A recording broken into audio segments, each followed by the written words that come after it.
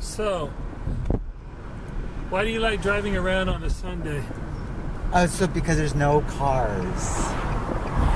It's totally clear. LA becomes this fabulous little ghost town on Sunday morning. They're either in church or they're home sleeping it off. Which I don't understand. I don't understand sleeping when there's light out. I wouldn't be a good vampire. I would sparkle too much. Sparkle, Neely. Are they open? Yes. They are. Okay.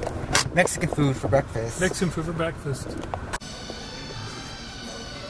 I just want you to point the camera at me and ask me any question that comes to your mind. Any question that comes to my mind. You were listening to did you listen to NPR today? Today? Yeah. No. Because on Friday, the day after Thanksgiving, what you're supposed to do is you're supposed to take an hour off that day and get any type of recording apparatus and record an hour of conversation with someone and ask them questions that you've always wanted to ask. You're kidding. Yes. So. You know, I am so plugged into the zeitgeist of this planet right now. You know, New World Waking is all about this whole Obama and a new world, and so it's zeitgeist. I'm plugged in. What does zeitgeist mean for those of us? I have no idea. It sounds German. So what are you looking forward to on December 1st the most?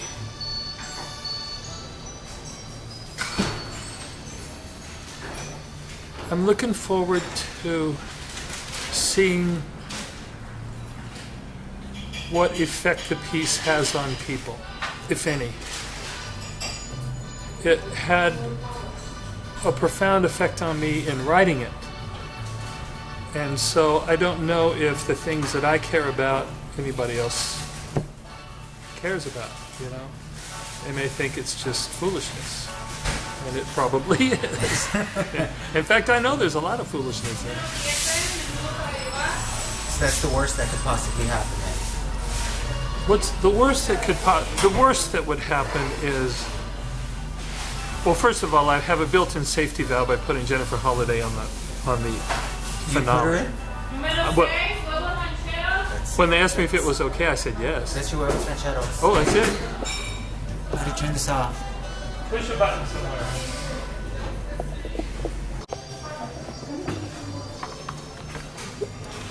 Ernie's having menudo, which is a soup made out of hominy and pork stomach.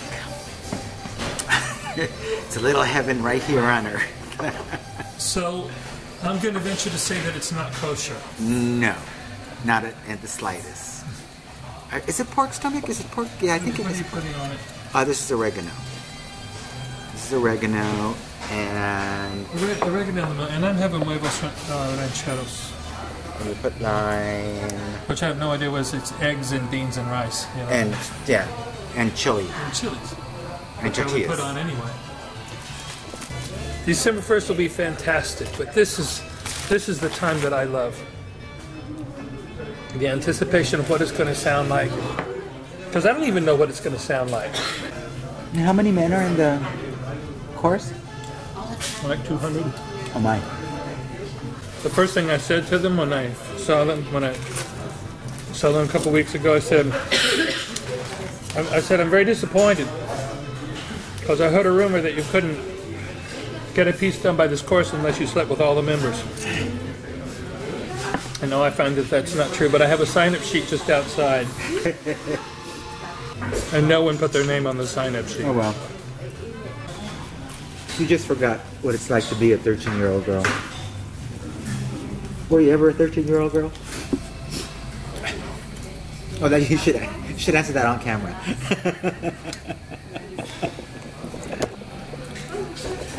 The question was, were you ever a 13-year-old girl? Was I ever a 13-year-old girl?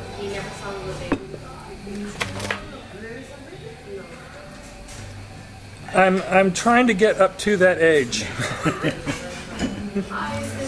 13 is a pretty long shot for me. So I hope someday to reach that level of maturity. And you're the eldest of your brothers, right? I'm the oldest. No, you still did. I'm the gayest. Oh, no, I'm the only one that's homosexual, but I'm not the gayest. Who gets that honor? Although my two other brothers are very macho in their cop outfits and stuff, and that's pretty gay too. So. Very village people. Who's going to be there in San Francisco that is coming from out of town? Gabby Clayton, who's one of the songs is based on, and Carolyn Wagner, who another song was based on. And the coolest thing about it is that the chorus took up a collection amongst themselves of air miles and other money to raise in order to bring Gabby and Carolyn to that's wonderful. to the thing. And Carolyn, who is suffering from cancer, needed to be in first class because of the pain that she's in. And so they managed to get her first class from Arkansas. That's incredible. So that's something the chorus did. And it's the kind of level of emotional commitment that is going to show when they sing the piece. And Joe from Joe My God, is he going to be there? Joe's going to be there. Reverend Peter's coming in from New York. And he's the one that wrote My Thanksgiving Prayer and My Rising Up, the more gospel sounding, the more clear gospel sounding songs. And he's from Los Angeles? He lives in Rochester, New York. Oh. He's a minister. He's a pastor of a Baptist church up there. Like a regular Baptist church? An American Baptist church. They love the gays. Oh, okay. They love the gays. They do. He's got more rainbows in his church, and he's a straight man, you know? He's a very cool guy. Well, takes all kinds. Paul Zolo is coming up. Paul Zolo wrote The Words of Brilliant Masquerade.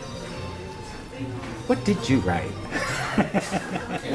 I didn't do anything.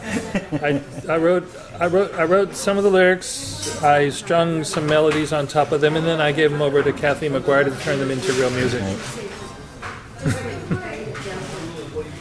And she's done an incredible job. She's done an incredible job, and she's the one that's turned me into an artist. And so, it's like cheating.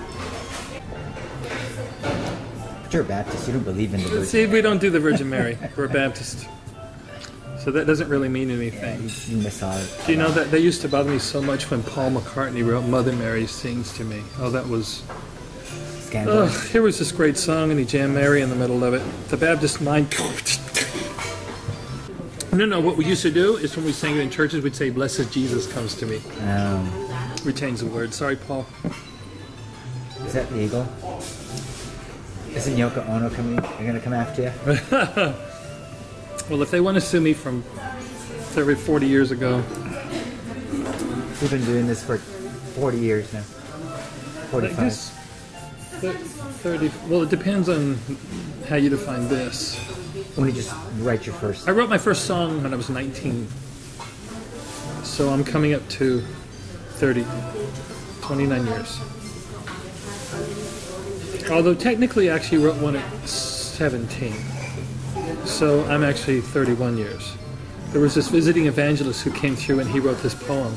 And I put music to it. It was called The Last Invitation. I have an association with the word last and death and stuff like that.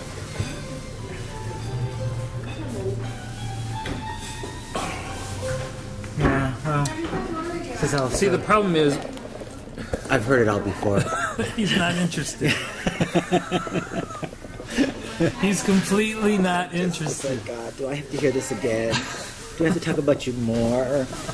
Stop. For the love of I thought if I turned the camera on, we could talk about me and have a new excuse. As if we needed one.